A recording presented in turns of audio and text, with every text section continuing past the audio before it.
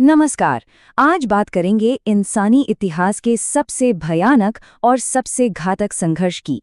जी हाँ, हम बात कर रहे हैं द्वितीय विश्व युद्ध की। इस युद्ध की तबाही का अंदाजा लगाना है ना, तो सबसे पहले हमें उस कीमत को देखना होगा जो इंसानों ने चुकाई। और ये आंकड़ा इतना बड़ा है कि इसने दुनिया का नक्शा ही हमेशा हमेशा के लिए बदल कर रख दिया। तो इस पूरे घटनाक्रम को हम 3 हिस्सों में समझेंगे। सबसे पहले ये जानेंगे कि इस महायुद्ध की चिंगारी लगी कैसे। फिर देखेंगे कि वो कौन से बड़े मोड़ थे जिसने युद्ध का रुख बदला। और आखिर में बात करेंगे कि युद्ध के बाद दुनिया कैसी थी। तो चलिए सबसे पहले यही समझते हैं कि आखिर वो कौन सी वजहें थीं, वो कौन से हालात थे जिन्होंने दुनिया को इतने बड़े और विनाशकारी युद्ध की आग में धकेल दिया। देखिए, ये कोई एक दिन में हुई घटना नहीं थी। इसकी जमीन तो पिछले 20 सालों से तैयार हो रही थी। पहले विश्व युद्ध के बाद जो हालात बने, वहां से लेकर पोलैंड पर हुए हमले तक, ये एक-एक करके सुलगती हुई चिंगारियां थीं जो धीरे-धीरे एक बड़ी आग में बदलने वाली थीं। मतलब कई सारी चीजें एक साथ हो रही थी जिसने इस आग को और भड़का दिया। एक तरफ तो पहले विश्व युद्ध के बाद का गुस्सा था, और दूसरी तरफ दुनिया के बड़े देश इस तनाव को कम करने में पूरी तरह नाकाम साबित हो रहे थे।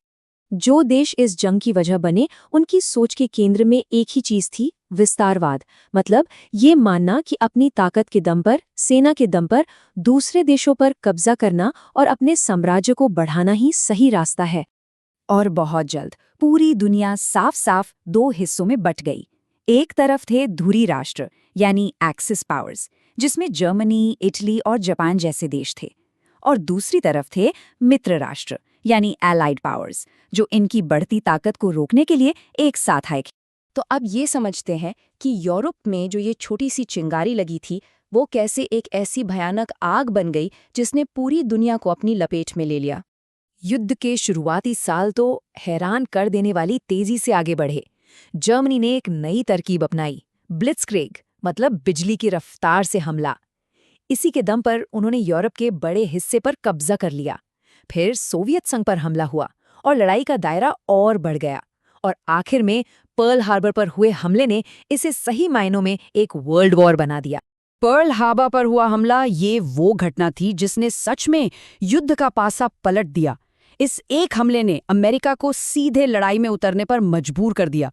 और जैसे ही अमेरिका की जबरदस्त औद्योगिक और मिलिट्री पावर मित्र राष्ट्रों की तरफ आई, पूरा गेम ही बदल गया। साल 1943 के बाद से हवा का रुख बदलने लगा। इसकी शुरुआत हुई स्टालिनग्राद में जर्मनी की करारी हार से। इसके बाद तो मित्र राष्ट्रों ने हर मोर्चे पर एक-एक करके जीत हासिल करनी शुरू कर दी, और ये सिलसिला धुरी राष्ट्रों के घुटने टेकने तक चलता रहा। लेकिन इस युद्ध का अंत हुआ एक ऐसी खौफनाक नई टेक्नोलॉजी के साथ जिसने आने वाले समय के लिए जंग और ताकत की परिभाषा ही बदल दी। तो एक बात साफ है, लड़ाई भले ही खत्म हो गई, पर कहानी खत्म नहीं हुई थी। बल्कि ये तो उस दुनिया की शुरुआत थी जिसमें हम आज जी रहे हैं। और ये आंकड़े, ये इस युद्ध की सबसे दर्दनाक सच्चाई बयान करते हैं कि इस जंग में फौजियों से कहीं ज्यादा आम लोग मारे गए। वजह नरसंहार, बड़ी बड़ी हत्याएं और शहरों पर की गई अंधाधुंध बमबारी। युद्ध खत्म होने के बाद दुनिया का पूरा नक्शा ही बदल चुका था। नए दोस्त दुश्मन बन रहे थे, नई संस्थाएं बन रही थीं, और एक नई तरह की दुश्मनी की शुरुआत हो रही थी। इस युद्ध का एक बड़ा असर ये भी हुआ कि इसने यूरोपीय ताकतों, खासतौर पर ब्रिटिश साम्राज्य को बहुत कमजोर कर दिया। और इसका सीधा फायदा मिला भारत जैसे देशों को। यहाँ आज़ादी की लड़ाई और तेज हो गई, और आखिरकार हमें 1947 में आज़ादी मिली। तो आप देख सकते हैं कि 1945 के बाद दुनिया कैसी दिख रही थी। जहां पहले यूरोपीय साम्राज्यों का बोलबाला था, अब वहां सिर्फ 2 सुपर पावर थे, अमेरिका और सोवियत संघ। और जंग का तरीका वो तो पूरी तरह से बदल गया था, क्योंकि अब दुनिया न्यूक्लियर एज में दाखिल हो चुकी थी।